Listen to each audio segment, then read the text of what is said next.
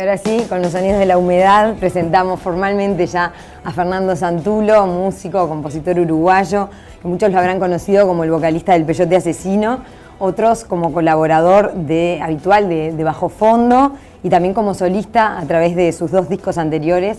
Bajo Fondo presenta a Santulo y también Canciones del Futuro Reciente. Ahora está presentando su último disco, El Mar Sin Miedo, que lo tengo acá, ya se los voy a mostrar. Y bueno, vamos a arrancar escuchando No Hay Vuelta, el corte de difusión acá tienen el disco. Voy a mostrar con el nombre porque si no... ¿Cómo anda, Fernando? ¿Qué tal? Bienvenido. Buenos días. ¿Cómo estás? ¿Cuánto hace que estás en Montevideo? Porque... Hace, ¿qué serán? 4 o 5 días que llegué, sí. ¿Y en España cuánto hace en Barcelona que estás viviendo? En España hace 13 años. 13. Ya. Sí, 13 me fui para allá en finales del 2001 a estudiar y ya me quedé. ¿Y pinta para quedarse? Bueno, de momento no tengo planes. Sí, yo qué sé. Igual a Uruguay vengo 3, 4 veces por año y paso la tercera parte del año en Uruguay. Acá, o a veces hasta un poco más, pero seguro la tercera parte. Bien. Me gustó mucho lo que contás de cómo nació No Hay Vuelta, el corte de difusión del disco, porque era una canción que andaba ahí. Sí, es una canción que arrancamos a componerla con Juan. Yo cada vez que vengo, casi cada vez que vengo... Juan Campodónico. Claro, Juan Campodónico, nos juntamos y hacemos, bueno, aparte de comer asado y no sé qué, nos juntamos y cada tanto laburamos en componer canciones. De ahí salió El Mareo, de ahí salió Lluvia. Ya no duele. Ya no duele, Lluvia, que es del single de Presente. Y algunas también de Quién, por ejemplo, de mi disco anterior y eso. Entonces esta canción en esas juntadas salió.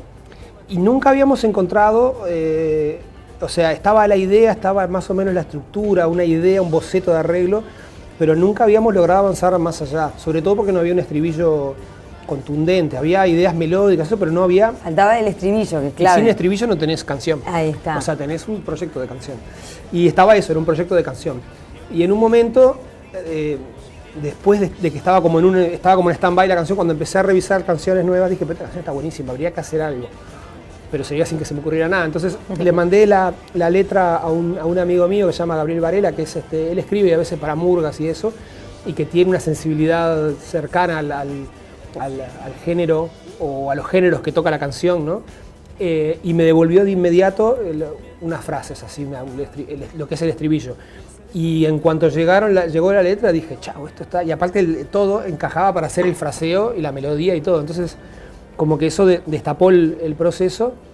Y claro... ¿Sentiste ahí la viste la canción? Sí, es que ahí apareció la canción. Hasta ese momento lo que había era un verso, unas ideas y no sé qué.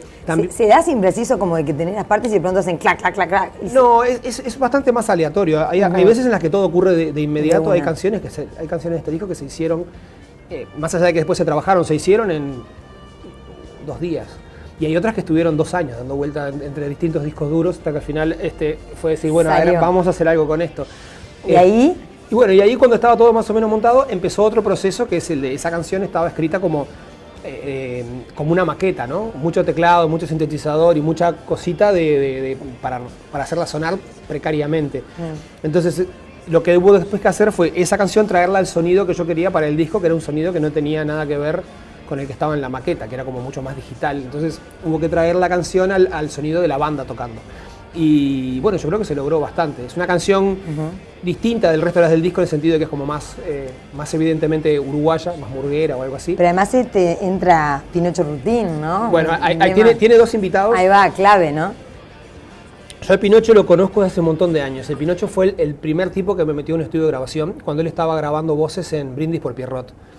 Entonces me acuerdo que me llevó a La Batuta, en aquel entonces era, y yo claro, quedé impresionado de ver a Jaime laburando en el estudio y al Canario Luna y todo. Grabación y un discazo, grosa. claro. Entonces, el año pasado, hace un poquito más, el Pinocho estaba haciendo un libro sobre la voz en la música. Sacó un libro muy interesante. Entonces hizo un montón de entrevistas. Entre las entrevistas me entrevistó a mí. No tanto porque yo soy un gran cantante, sino porque hago algo que no es tan típicamente de cantante, con la voz justamente. Entonces conversamos ahí y le dije, che, a mí me gustaría invitarte para el disco. Y dice, encantado. Y en cuanto apareció esta canción, dije, esto es para el Pinocho. Y después también quería tener a Juan en la canción, porque Juan, más allá de ser productor y un gran productor y compositor, es un gran guitarrista eléctrico. que eso a veces la gente ya, los que no escucharon a Peyote no se acuerdan de esa faceta de Juan, porque no la explota tanto ahora, claro. ¿no? Juan es un gran guitarrista rítmico y un gran soleador, hace muy buenos solos. Entonces, en la canción, con los dos invitados, como que para mí se completó el efecto artístico que la hace interesante, digamos. Mira, la había vuelta entonces.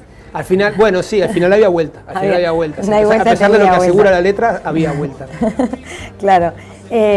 Sobre este nuevo disco dijiste que es tanto de hip hop como de rock y de milonga. ¿Y qué le agregarías vos, qué le contarías vos, además el que lo va a escuchar por primera vez? Bueno, es un disco con sonido de banda. Para mí la gran diferencia que había y que explica dos cosas. Explica el disco en vivo y explica este. Cuando salió el Bajo Fondo presenta Santulo era como un proyecto muy de estar laburando a distancia y con computadoras, ¿no? Claro. Tipo onda, mira, tengo esta basecita, mira, le grabé esta voz, no sé qué. A distancia literalmente, vos allá a distancia, en Barcelona, o sea, y ellos acá. Por internet, no, ni siquiera Bajo Fondo trabajan a distancia entre verdad, ellos. Entre ellos, es cierto. Porque está hay varios Adrián afuera. y Gustavo en Los Ángeles, o sea, es un desparramo. Javi no vive en Buenos Aires, vive en Bariloche. Entonces es Javi Casalla, ¿no? Entonces es un desparramo de gente.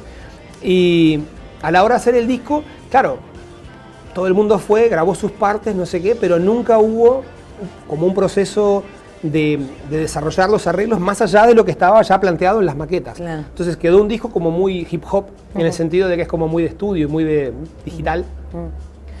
Pero cuando llevé esas canciones en vivo en 2009, 2010, fueron cobrando otro sentido las canciones. Y tomó otro papel la banda. O sea, la banda que armé en un principio, que me costó un añito estabilizarla más o menos en la gente que yo quería. Que te identificabas artísticamente. Claro, y que es como decía José Luis Yavar ayer, el guitarrista decía, al final uno termina trabajando con la gente con la que se entiende. Sí. Porque puede haber alguien... Eso es lo más deseable, por lo menos. Puede haber alguien que sea un genio de algo, del instrumento, pero si vos no te entendés artísticamente, es como que es difícil, ¿no? Entonces, cuando ocurrió ese proceso, hicimos el disco en vivo. Me parecía que era interesante mostrar cómo esas canciones tan de laboratorio habían mutado en una cosa más orgánica. Y este disco es como la culminación de ese proceso, ¿no? En un momento dije, bueno, ya hay una banda, ya hay un sonido de banda, vamos a hacer canciones para esa banda. Yo creo que esa es la gran diferencia de este disco respecto a los anteriores, inclusive respecto al en vivo, es que hay un sonido de banda, una intencionalidad sonora muy evidente, que es como más de banda, aunque las canciones no son todas rock. Esta, por ejemplo, evidentemente no es rock. Sí. Hay una intención sonora más de banda de rock. Y eso para mí es como una gran diferencia fuerte. Sí, ya la composición, aparte de los temas, está pensada para las voces que hay en la banda. O sea, esto va a ser el violín, esto va a ser no sé qué, esto va a ser el no sé qué. Cuando se compusieron los otros temas, eso no estaba porque no era claro. Ni siquiera si se iba a tocar en vivo, ni si iba a haber una banda, ni nada. Entonces, esa es la gran diferencia. Bien. Viendo un poco desde el Peyote, después Cato, después Santulo, ¿se puede decir que en el Peyote gritabas lo que sentías al mundo? En Cato fue como una transición y Santulo lanzás reflexiones en voz un poco más baja. Bueno, eso sí, eso es más... ¿Cómo lo ves vos cuando te mirás para atrás? Sí, tengo la impresión de que estoy empezando a gritar de vuelta. No tan así, pero lo que pasó es que, claro, lo que pasó con lo de la reflexión y eso es, bueno, el otro disco me agarró justo en un momento en el cual me dio por escribir canciones más como reflexivas y más introspectivas, no sé qué, ¿no? Y eso no podés ponerte introspectivo y andar a los gritos. Es como contradictorio, ¿no? Estoy medio triste, no sé qué, me vas a decir, estoy medio triste. Sí. Entonces, eso fue lo que pasó en el disco de 2009. Este es más luminoso en ese sentido. Es más luminoso y es como más expansivo de alguna forma. Entonces las letras no son todas acerca de qué situación complicada en la que estoy en este momento, no sé qué, sino que hay como más universos que se cruzan, ¿no? De hecho es un disco que tiene una influencia bastante notoria para mí de la literatura de ciencia ficción, hasta como hay varias canciones que tienen un concepto que es como medio espacial, que no tiene nada que ver con el tratamiento introspectivo que tenían las letras hace un tiempo. Bien, ¿no? Hacia afuera, entonces. Pero tampoco es nada intencional, simplemente uno va escribiendo en diferentes momentos y va escribiendo de lo que le dan ganas en ese momento. Claro. Yo por lo menos no tengo un control así, un departamento de control de calidad que diga no escribas de esto, escribí de esto. No funciona así, ¿no? O sea, casi nunca se da. Uno va escribiendo de lo que le va y de lo que le va sintiendo y después seleccionás, claro. Yo no tenía 11 letras, tenía 50 letras. Entonces después decís, bueno, tengo cosas para este lado, cosas para este, quiero que el disco vaya para tal lado. Pero en principio yo creo que no hay un control, yo por lo menos no tengo un control estricto sobre de qué voy a escribir, no lo tengo claro. Es más, hay cosas que no sé ni de qué escribir todavía. ¿Ni de qué? De qué escribí, hay cosas en las letras que no sé exactamente de qué hablo. ¿En serio no sabés? Uno siempre escucha la canción y piensa, y acá, viste que... Bueno, y aunque lo supiera, nunca lo diría, porque me parece que la gracia de una letra es justamente que quede un margen. Claro, si no haces un librito... Pero siempre uno cree que el que lo escribió sabe exactamente a qué, a qué imagen, a qué no sé qué. Para mí, pero de repente lo agarra otro y no es menos válido la lectura que él hace que la que yo pueda haber hecho. Aparte mi lectura cambia. De repente el lunes pienso no sé qué sobre tal letra y el miércoles digo, mira, evidentemente estaba hablando de no sé qué.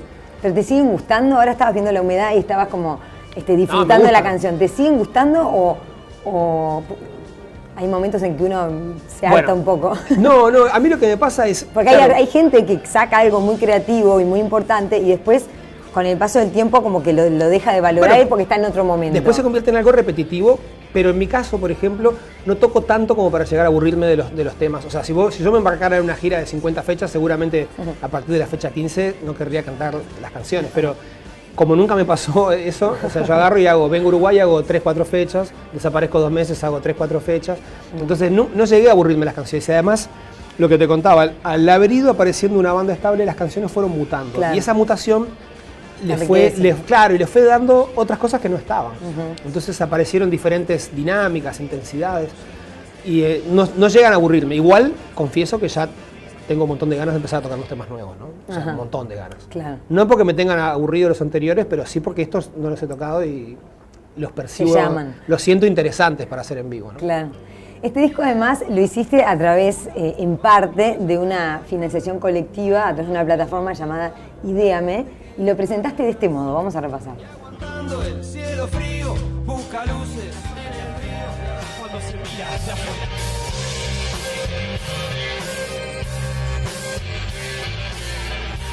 No era eso, pero ya ahora lo van a buscar y lo vamos a ponchar. Lo interesante es que buscaste apoyo antes de que el disco esté hecho, gente que apoya el disco y que colabora para que pueda salir. Sí. Algo que se está dando en muy diversos lugares. Yo creo que tiene que ver con cómo han cambiado, o sea, es como una respuesta colectiva, o no sé cómo plantearlo, pero es como una respuesta, es como una alternativa ante el hecho de que está mutando la industria discográfica y no va a parar de mutar. Entonces, por ejemplo, lo que antes era el dinero que te ponía una compañía discográfica porque pensaba que iba a tener X retorno, ahora ya no está dispuesto a invertirlo porque no es seguro que vaya a tener ningún retorno. Se filtra el disco 2 días antes de que salga y la compañía no... Pero inclusive aunque no se filtre, tampoco es un hecho que va a recuperar. Se consume diferente. Sí, de hecho hay gente en muchos lugares, mi hija por ejemplo, que tiene 15 años, no consume discos.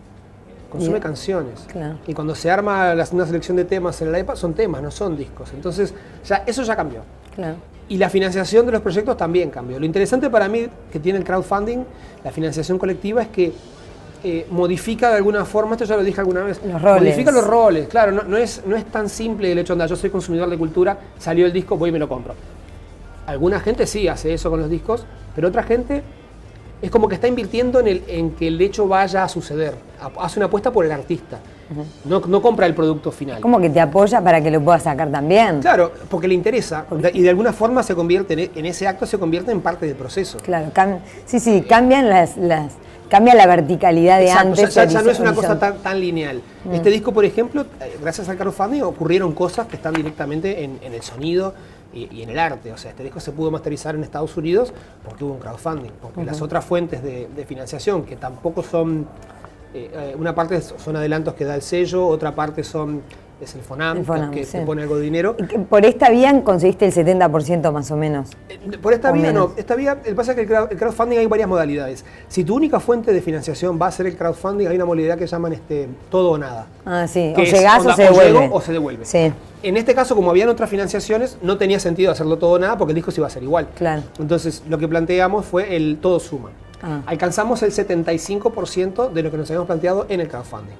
Pero la financiación en total fue más o menos 30, 40 el crowdfunding. O sea, el crowdfunding financió más o menos el 40% del disco. Pero ese 40% fue clave para poder o sea, el resultado final, la obra, es diferente gracias al crowdfunding. Y por ejemplo, este tipo de financiación, ahora sí tenemos el TEP, te lleva a plantarte frente a una cámara y hacer esto que van a ver ahora. Por ejemplo.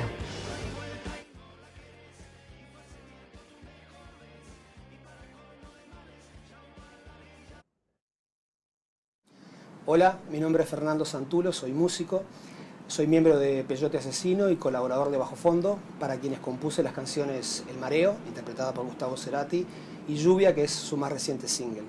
Como solista tengo ya 2 discos, el primero de 2009, Bajo Fondo, presenta Santulo, y el segundo en directo de 2012. En este momento estoy en el proceso de producir, grabar y editar mi segundo disco de estudio como solista. Y por eso decidí financiar el proyecto a través de un crowdfunding, que me parecía una idea interesante en el sentido de que de alguna forma modifica los roles tradicionales en cultura, que es alguien produce y alguien recibe, y coloca al consumidor de cultura en el papel de generador también de proyectos y de alimentador de la creación. Una vez decidido esto del crowdfunding, me parecía que la plataforma adecuada era Ideame, ya que conocía el trabajo de ellos con otros artistas uruguayos y argentinos.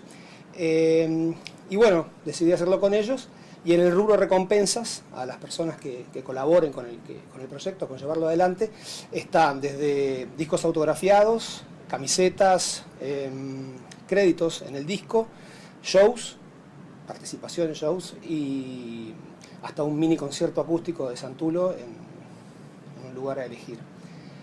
Así que nada, ojalá les interese el proyecto, en la página web van a encontrar toda la información y ojalá sea un éxito.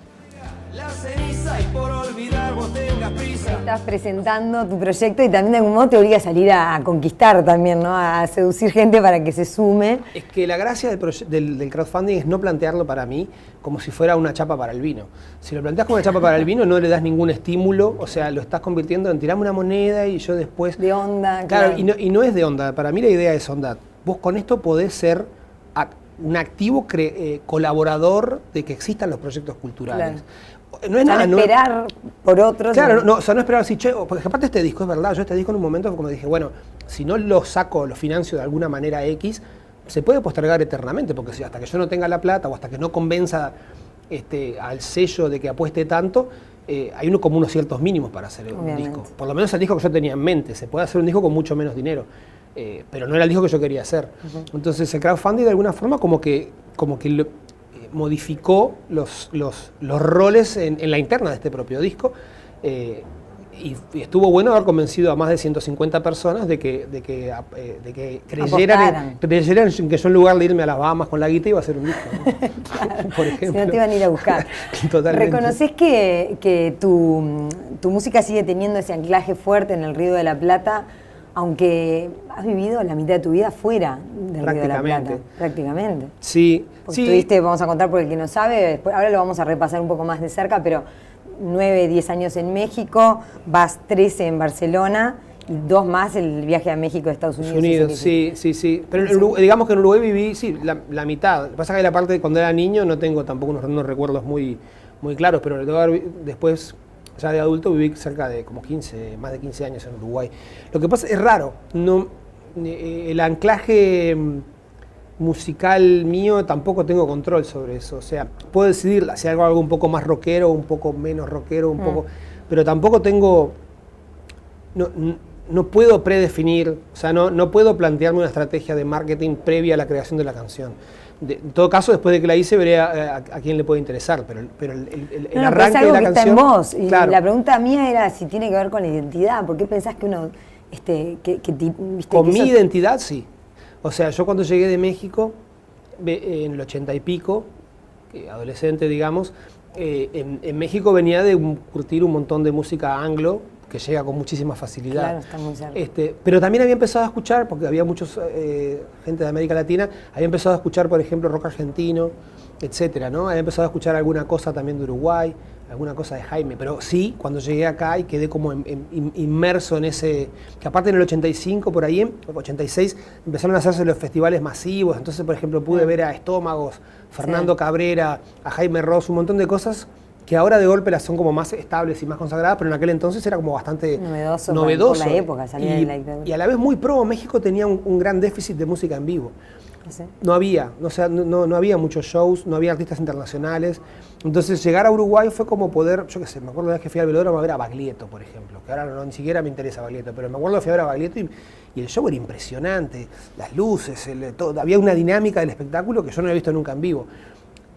Todo eso como que me impactó, digamos. Lo que no quiere decir es que yo piense que toda la música buena fue la que se hizo cuando yo tenía 17 años. O sea, se sigue haciendo un montón de música buena. Y me parece que uno como artista tiene como la obligación de estar aunque no le guste, de estar al tanto de qué está ocurriendo, ¿no? ¿Qué está pasando? Porque aparte yo creo que la creación es una alimentación mutua con el entorno permanentemente. O sea, no es que uno tenga el gran concepto y como tenés el gran concepto, a partir de ahí desarrollas tu carrera siempre basándote en tu gran concepto que no se nutre de nada alrededor. Eso es mentira. Digo, por lo menos en mi caso, el gran concepto es una especie como de ameba gigante que cambia de forma y que recibe cosas de afuera y cosas de adentro, y también uno decide, bueno, ahora quiero hacer algo en plan no sé qué. Ese no sé qué lo tenés adentro, pero cuando vas a ejecutar el no sé qué se convierte en otras referencias externas, ¿no? Bueno, quiero que el sonido de bata sea onda tal cosa. Claro, siempre hay una referencia. Yo no nací con un sonido de bata interior eterno, simplemente escucho y digo, qué bueno esto, entonces voy y saco de ahí. El resultado final nunca es eso que te influenció, es eso, más tu identidad, más tus errores. Pero me impresiona mucho cómo la identidad también tiene mucho que ver con el lugar donde uno nace, porque repasemos también tu camino, porque eso también seguro que te marcó. A los 8 años te vas de Uruguay, exiliado con tu familia, a México, y vos contabas una nota, dejé las calles de Manga con perros, gatos, y estaba en un hotel. Sí, en el DF. Eso fue como un salto, fue un salto grande. Yo lo que si algo tengo que agradecerle a mis padres es que hayan logrado que todo ese salto al vacío fuera lo más suave posible, ¿no? Y que hubieran como una serie de estabilidades, que más allá del cambio de lugar geográfico, al haber una continuidad de afectos y de cercanía de esos afectos, fue como más llevadero, y nadie en mi casa lo vivió como una especie de fin del mundo, ¿no? Sino donde estamos en un nuevo lugar. Lo que no quita que, claro, yo venía de jugar, yo me había criado en Manga. En Manga, en aquel entonces, era un barrio de trabajador en el cual todos jugábamos en la vereda y había verde y pasto y nos pasábamos afuera, o sea, te pasabas todo el tiempo afuera. Y aparte la casa de mis padres tenía un jardín enorme, un fondo con frutales y no sé qué. Y llegar a México y ir a un hotel. El hotel donde llegaban todos los el uruguayos. Hotel Versalles, era un hotel de exiliados uruguayos, y antes habían llegado exiliados chilenos y argentinos.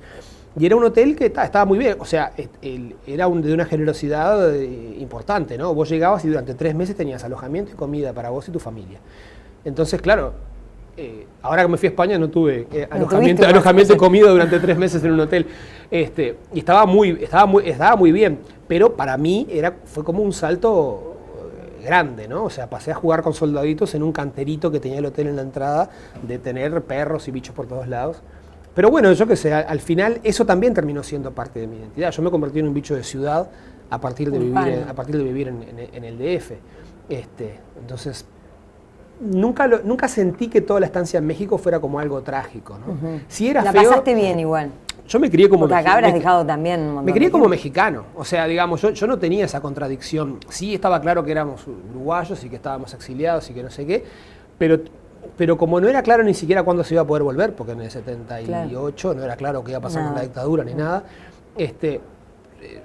vivimos la vida normal. Mis padres tuvieron trabajos normales, teníamos una vida... ¿Tu madre asociada al galpón también trabajaba ahí? Sí, mi madre al principio, mi madre había estudiado magisterio, entonces lo primero que hizo en México fue trabajar en cosas en el mundo editorial, como correctora y después como editora y eso. Capaz que de ahí me viene la parte, tu parte periodística. La parte periodística editora. Y mi viejo acá trabajaba en OCE y allá empezó a trabajar como en ventas y le fue rápidamente muy bien, porque aparte en México en ese momento estaba bien económicamente, había plata, había petróleo, entonces había empleo. Y allá conoces a Juan Campodónico. Y ahí, bueno, conocía, claro. Estaba en la misma, digamos. Que mi madre después empezó a trabajar en el galpón Y claro, la familia de Juan está vinculada al galpón Claro. desde siempre. Entonces nos empezamos a juntar en los asados, no sé qué. Pero éramos niños, ahí no. Ahí no había música todavía. No, nos juntábamos y jugábamos a la pelota y poca cosa Y más. los cazacubertas también, por eso Claro, quedó todo ese... claro, Gabriel, por ejemplo, Casacuberta era compañero mío del liceo. Carlitos era un poco más grande. Pero la cosa musical, o sea, en aquel entonces la cosa musical era pasarnos discos. Igual que como fue acá a la vuelta. Yo con Juan, por ejemplo, durante un montón de años, yo qué sé, entre fines de los 80 y hasta el 95 o 6 años, nos juntábamos todas las tardes a escuchar música. Y eso es tan importante o más como hacer música, ¿no? O sea, Claro. escuchar música con alguien y tomarte unos mates es... Definitorio también. Y es clave ¿no? para lo que decías vos también de la identidad musical. Claro. Entonces ahí en esos años, por ejemplo, yo creo que se definieron muchas cosas. Y si escuchás la música que hace Juan, la que hago yo, la que hace Carlos, verás que el elemento identitario está siempre planteado, ¿no? Aunque cada quien después hace cosas diferentes, pero... ¿En tu familia había músicos también, no? No, No. Fuiste vos. no, y yo tampoco O soy sea, músico. para arriba me refiero, ¿no? Sí, pero yo no soy músico tampoco, o sea, yo soy sociólogo, trabajé de periodista un montón de años, de hecho tengo un máster en periodismo, Sí. y la música, que es lo único que no estudié formalmente, es a lo que Es a lo que te dedicas. es a lo que me dedico. Además que 2009 por ahí trabajabas en España como editor de contenidos y ahí largaste todo en las 8 horas benditas o las 10, no sé Es que cuánto te llevaba. se juntaron las cosas. Yo estaba venía en la empresa esta, había ayudado, una empresa que hacía contenidos para webs y para teléfonos móviles. Y estaba buenísimo el trabajo en sí, pero era como, en un momento se fue volviendo como una cosa muy rutinaria, como muy esquemática. Y vivía permanentemente en roces con los jefes. Entonces en un momento se planteó la chance de poder salir. Y justo me vino bárbaro, porque en ese momento me tenía que ir a Los Ángeles a terminar de mezclar el bajo fondo presenta Santulo. Entonces se acomodó, y un poco por la vida y un poco porque lo busqué, terminé Diste el salto. metido 100% en la música. Y bien, y por ahora no, Sí. sin miras de volver a Bueno, las 8 horas o sí. No, a las 8 horas no, pero a mí siempre me interesa. La parte periodística siempre la tengo ahí porque es como una cosa que me sale tanto como la música, ¿no? Entonces, durante un tiempo hice unas columnas, que eran como de música y rap, Sí, en con Montevideo Portal. comentario social concreto, que también de esas columnas surgieron algunas de las músicas que después terminaron en el disco. Yo soy del criterio que nada se tira, todo se recicla, ¿no? ¿Y del sociólogo cuánto aparece el sociólogo en el compositor? O? Lo que pasa es que es medio inevitable, ¿no? Porque la sociología como que lo que te da es como una especie como de retícula para mirar la realidad. No quiere decir que la realidad sea esa retícula, ¿no? Pero como que es medio inevitable que eso esté. Entonces, aunque yo no quisiera que estuviera presente, siempre está. Mis letras, por ejemplo, no tienen un comentario político explícito, pero sí hay como una cierta mirada y una forma de pararse a mirar las cosas que tiene algo que ver con la sociología, yo creo. Sí, el sociólogo aparece más en las cosas periodísticas. En la música, justamente, al ser más artístico, es más arbitrario. Más arbitrario. Los sociólogos tienen que contrastar todo con datos y números. Los músicos no. Los músicos pueden Tenés tirar las fruta. dos vos, eso es lo bueno. Puedes tirar fruta y nadie te va a rezongar, ¿viste? Por el asunto. A los 17, Fernando, así como te fuiste de una, volviste también en un cambio drástico, pasaste del verano al frío invierno montevideano, el verano y los colores, supongo, mexicanos, Y los sabores. y los sabores, olores, aquellos todo. tacos, al frío invierno uruguayo, y tampoco fue nada fácil, ¿no? Bueno, Te sentiste solo, como dice tu canción. Sí, fue un contraste. Bueno, esa canción es una canción de Los Estómagos que fue una de las, claro, escucharla a los 17, 18, que no es que yo fuera un tipo ni triste ni nada, pero había pegado un salto de lo que era un nuevo salto, digamos, respecto a lo que era mi experiencia de vida en México, ¿no? Aparte, justo coincidió, yo terminé el liceo en México, llegué acá y, claro, todos los compañeros del liceo ya no estaban, salvo 3, 4, Gabriel, Casacuberta y alguno más. Pero fue como reconstruir Dejar muchos amigos allá. Sí, un montón. Bueno, de hecho yo después me fui para México al cabo de unos años, volví a México y me quedé también casi un año en el DF. Estabas en plena búsqueda ahí, ¿no? México Sí, y Nueva York. Sí, bueno, Nueva York fue también medio de rebote, porque se me había vencido la visa en México y tenía que salir para volver a entrar. Y ya que salía, el loco con el que yo laburaba, que también es una influencia importante en por qué me dediqué después al periodismo, se llamaba Adolfo Aguilar Sincer, que después fue consejero de Seguridad de México en Naciones Unidas. Ajá. El que tuvo aquella gran pelotera con Estados Unidos y con México, porque dijo que Estados Unidos trataba a México como el patio trasero. Cierto, sí, famosa frase. Bueno, entonces laburé con él un tiempo y él me dijo, mira, yo si tenés que salir, yo conozco gente en Nueva York. Bien, Terminé en Nueva York medio de rebote, pero aproveché que estaba ahí también, descubrí montones de músicas que me terminaron, son también parte de mi identidad. De tu identidad. Y después volvés a Uruguay y ahí sí, ya se forma a mediados de los 90, 94, se forma el Peyote, Sí. el Peyote Asesino, que fue una banda que marcó una revolución acá en Montevideo. Marcó más en perspectiva que lo que marcó Ahí en, está. en el momento, ¿no? O sea, en el momento Capaz que sí no lo fue como veías una... tanto. Lo que pasa es que en aquel entonces el rock ocupaba un lugar bastante más marginal en el espectro total de lo que ocupa ahora. Sí, es verdad. O sea, hasta que Buitres no hizo un teatro de verano solo con los 10 años de Buitres, nadie hacía un teatro de verano solo. Parece mentira, ¿no? Claro, ahora todo el mundo Visto va, perspectiva. no te va a gustar y hay, yo qué sé, hay 5 bandas que pueden llenar un velódromo perfectamente. En el 94 no habían 5 bandas que llenaran el teatro de verano. Sí. Entonces, claro, la influencia de Peyote sí, para mí demostró que se podía hacer una música distinta y que podía interesar fuera de fronteras. Pero el impacto que tuvo dentro de Uruguay, yo creo que eso fue como generando a lo largo del... O sea, las canciones fueron durando y perviviendo, pero fue como a lo largo del tiempo. En el momento fue un fenómeno interesante, pero acotado, yo creo. Ujú. Sí, sí, fue muy intenso, muy corto también, También. 2 discos, el Peyote y Terraja, y después la separación, que fue difícil para todos, muy estresante, Es que supongo también. fue como ocurrió todo como muy, muy rápido y no fue fácil conciliar todos los intereses que estaban de todos los de la banda, ¿no? O sea, y aparte también era un poco como estar en el aire, ¿no? Es como los dibujitos, cuando el tipo está nadando y de repente le sacan el agua y queda nadando en el aire. Bueno, pero yo te daba un poco esa sensación a veces. ¿Visto de que- en perspectiva, pensás que se pasaron de energía todos? ¿Que implosionó? Sí, no, implosionó. Lo que no sé si nos pasamos de energía. Yo la sensación que tengo es de que lo que ocurrió fue también como resultado de nuestras personalidades, sin duda, pero también de un contexto en el cual no había mucho de lo que aferrarse, no había mucha experiencia previa de para dónde tirar. Las bandas que vinieron después de haber visto el trancazo que se pegó Peyote, ya sabían qué cosas no tenían que hacer, por lo menos. En el caso de Peyote era Fueron como que... formadores al final. Claro, bueno, pues, aunque sea en el error, pero digo, no era tan claro, digamos, para qué hacer y para dónde tirar en aquel entonces, ¿no? Era ya, y además hubo como una cosa muy demencial. El disco del Peyote fue como de los Masivo. últimos discos, el Terraja, que una compañía discográfica gastó tanta plata en un disco. Sí, lo Después saben. cambiaron las técnicas y como que también cambió el concepto de voy a invertir un montón de plata en un disco. Y ese tipo de cosas también te ponen una presión a la interna de la banda, ¿no? Si hay alguien que está apostando tan fuerte por vos, te genera una presión. Sin duda. Vos, sobre aquella época, dijiste, yo estaba bastante furioso en aquella época, y hablaste de que Montevideo estaba civilizado en algunos aspectos, pero era muy difícil llevar adelante cosas. Sí, bueno, pues eso sigue pasando más o menos ahora. A eso iba. Sí, eso no cambió Yo siento mucho. que eso está intacto acá. Te iba a Sí, preguntar yo lo cómo que lo ahora veías ya vos. capaz que ya no estoy furioso con respecto a eso, pero sí, no, sigue siendo complicado, o sea... ¿Y qué te enfurece, Axel? El otro día conversaba con Gabriel Peveroni sobre eso, ¿no? Y hablamos, él hablaba de los 90 como que fue un sueño que no se cumplió o que resultó ser un fraude, algo así. Yo lo que le decía es que yo la sensación de fraude la tuve todo el tiempo. O sea, no fue... sueño no. Claro, no, o sea... Yo sueño más o menos lo mismo ahora que lo que soñaba entonces. Lo que pasa es que capaz que ahora tengo más herramientas como para no... Darte contra la No, pared. claro, como para no pensar que todo puede explotar maravillosamente. Yo cuando estaba Peyote yo tenía 20 y pocos años. Entonces, justamente ahora después de la experiencia de Peyote como que uno trata como de ser más precavido o de buscar caminos que de pronto no son tan veloces, pero que son más estables y te permiten intentar desarrollar una carrera musical de forma menos enloquecida que lo que fue Peyote, ¿no? ¿Y de dónde sentís que viene, o quizá tiene que ver con esto, tus líricas, tus letras, de desencanto, de crítica, esa mirada? ¿De dónde tiene que ver con tu esencia o tiene que ver con...? Bueno, uno es uno mismo y su circunstancia, ¿no?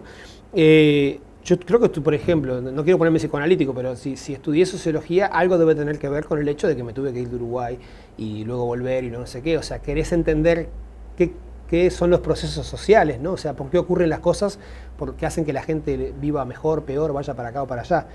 Yo creo que lo de las letras es como resultado de toda esa circunstancia también. Viste que a veces pasa, por ejemplo, un grupo arranca y saca un disco muy interesante en el que cuentan todas las cosas que les pasan, las cosas con las que lucha en el entorno, no sé qué. Después ese grupo se vuelve rico y el segundo disco ya no puede seguir hablando de todo lo que le pasaba cuando era miserable y no sé qué, no sé cuánto. Entonces, ¿de qué se pone a hablar? De cuando rompe habitaciones de hotel, con lo cual ya a nadie le interesa el grupo y el grupo va a la B. Yo creo que un poco es eso, o sea, hay toda una circunstancia que te lleva a escribir de determinada forma o a plantarte de determinada forma ante la realidad. Yo a esta altura me resulta muy difícil decir qué partes vienen de qué momento. No, pero previo, sí reconoces digamos, ¿no? esa mirada tuya. Sí, pero pasa que también pienso que un poco el papel el papel de un, por ejemplo, el papel de un sociólogo o el papel de un intelectual no puede ser nunca complaciente con lo que ve. Inclusive cuando le gusta lo que ve. Es parte de la misión, entonces. Sí, misión suena como demasiado. Un poco mucho. No, pero me parece que es como inherente, es como una especie de responsabilidad que tenés. Lo que no se traduce absolutamente en tener opiniones político-partidarias. Tiene que ver con una mirada con respecto a las cosas, nada más.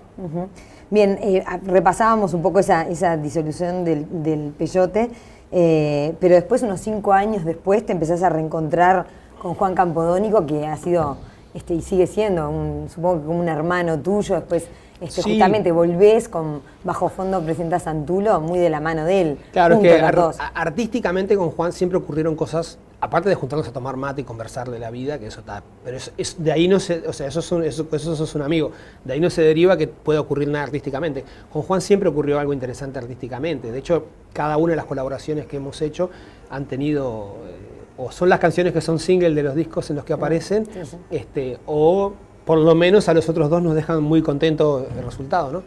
Entonces, claro, con Juan como que después de que haya sido toda esa cosa... Sí, todo el roce del pero aparte fue muy cómico, porque Bajo Fondo iba a hacer un show a Barcelona o algo así. Eso fue como un guiño del destino, como te encontrás con Bajo Fondo. Totalmente. Yo no tenía ni idea, o sea, contestando uno de estos portales donde encontrás trabajo para periodistas. Yo estaba trabajando donde estaba trabajando, pero dicen, mira, precisan un encargado de prensa para una banda latina que viene a hacer un show en Barcelona. Y digo, me presento, me contratan, me mandan la información y la banda latina era Bajo Fondo. Muy bueno. Entonces le escribo a Juan, le digo, vos, voy a hacerles la prensa. Ah, qué bueno, nos vemos. Nos vimos y a partir de ahí como que quedó la cosa de podríamos verla hacer alguna cosa y no sé qué, bla, bla, y a partir de ahí como que empezamos a trabajar, sin tener una idea clara de para qué eran esas canciones. Para vos te ha dado como una serenidad grande volver a encontrarte en todo sentido, en todos los planos, también con Juan Campodónico. Sí, pero ya habíamos comenzado, ya en plan amistoso, claro, en plan amistoso ya habíamos empezado a conversar antes, porque también pasa el tiempo.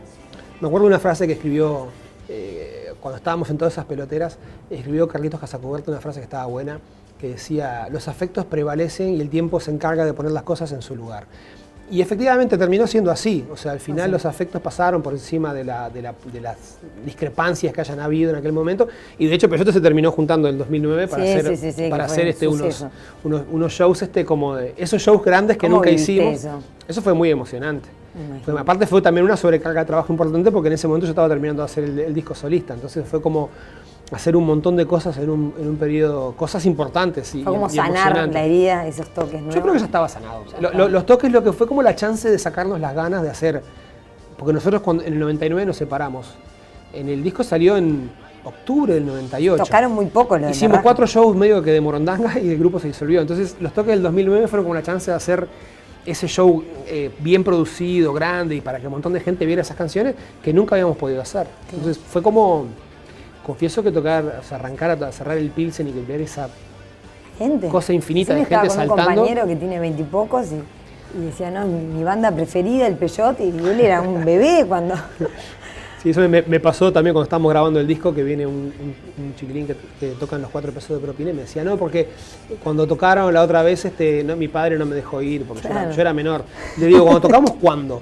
No, en 2009. Le digo, pero vos eras menor en 2009, sí. Claro, tremendo, bien.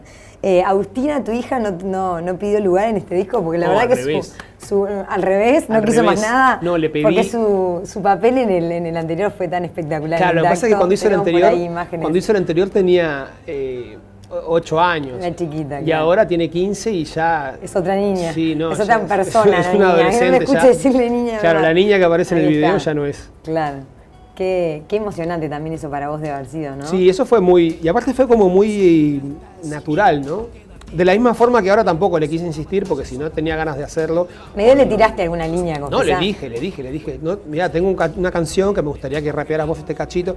Yo la verdad preferiría que no. Bueno, está todo bien, tampoco voy a andar... Así como no le insistí para que lo hiciera, tampoco le voy a insistir ahora para que lo haga. Esto fue como una sorpresa también cuando lo hizo, ¿no? Para vos. Para mí, claro, que apareciera, o sea... Uno supone que al criarse entre música tiene musicalidad. Pero que apareciera cantando y que se animara a hacerlo en vivo. La otra vez tocamos en el Punta Rock, fue y se puso a cantar delante de 15.000 personas Claro. el tema en el Punta Rock. Sí, sí. Pero ahora ya está como en otra etapa, tiene su música, ¿Y sus cómo te intereses. llevas vos con ella? ¿Cómo sos vos como padre? Yo qué sé, tendrías que preguntárselo a Agustina. Bueno, pero... Creo que me llevo bien. Y por ejemplo, me interesa pila lo que está escuchando, saber qué está escuchando, no imponerle, sí mostrarle. Por ejemplo, ahora ella agarró y empezó a escuchar rock, cosa que hasta hacía 6 meses no había manera de escuchar rock, pero por su cuenta empezó a escuchar rock. ¿Te escuchaba alguna cosa que decís, me muero, me hiere el oído? No, porque yo escucho de todo, escucho Bien, absolutamente sos cualquier cosa. Hay cosas de repente que no me gustan mucho de lo que escucha, y hay otras que sí. Y hay cosas que descubro, cosas que están buenas, y digo, mira qué bien esto que está escuchando. Pero empezó a escuchar rock, y ahí yo lo que dije, le dije, mira, ¿te gustó esto? Sí, mira, son los que hacen esta otra, paf, y esta otra, paf. Entonces, como que trato así como trato de nutrirme de las cosas que ella tiene, trato de nutrirla de las cosas que me parece que están buenas. Pero pasa que ya Agustina yo ya la considero, no es una niña ya. Ya es un adolescente con carácter propio y gustos propios, y eso, bueno. ¿Parecía a vos? Yo la siento parecida a mi hermana Laura más, más que a mí. Bueno. Es como, mi hermana Laura es como tranquila y como más reflexiva, digamos. Pero sí, supongo que debe ser parecida, no va a poder escaparse De la de genética. ser parecida a mí. ¿Hasta cuándo te quedas en Montevideo, Fernando? Hasta el 24 de noviembre. 24 de noviembre. El 12 tenés un toque con No, la el 15. El 15 con la Teja Pride. Sí, el 15 hacemos un show ahí en Montevideo Music Box, que es una nueva sala así de Sí. conciertos que arranca ahora a fin de mes. Y sí, la idea era hacer un show, viste que no es exactamente, la Teja Pride es hip hop, pero tampoco es exactamente hip hop. Sí, parten del rap, pero la música tiene otras cosas y va para otros lados. De hecho, creo que,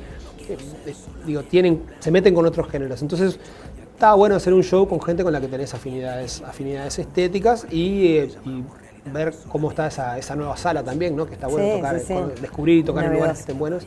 Y esto sería, sí, es el 15, que no sé qué es, sábado, no sé. No sé qué día cae. No sé No qué importa, día sé cae. que es arranca temprano además, porque como todas las salas de conciertos, y eso me parece bueno, porque en todo el mundo los conciertos son temprano, salvo en Uruguay, por alguna extraña razón la gente toca a las 3 de la mañana, pero en el resto del mundo a las 9 arranca el que arranca, y a las 12 está todo el mundo tomándose lo mismo para la casa. Sí. Así que este show es un show Temprano, el temprano. 15, y entras en venta en... Y yo me imagino que en los lugares habituales, que no sé. Es sábado, nos dicen acá. Sábado, bueno, sí, de las Sábado, entradas. buen día. No sé si ya arrancaron las entradas a la venta, supongo que sí, porque ya hay otros shows antes en la sala. Creo que es UTS, sí, será. UTS, alguna de Tiramos esas cosas. una. Sí, en realidad no Si tengo. me hubiese averiguado, no pues lo tengo sabemos. claro. No lo Si tengo él lo claro. sabe, yo acá no lo puedo ayudar. Bueno, muy bien. Muchísimas gracias, Fernando. muchas gracias a Mucho vos, éxito. Y bueno, que siga para adelante este Mar Sin Miedo. Seguimos en minutos con más El Observador TV.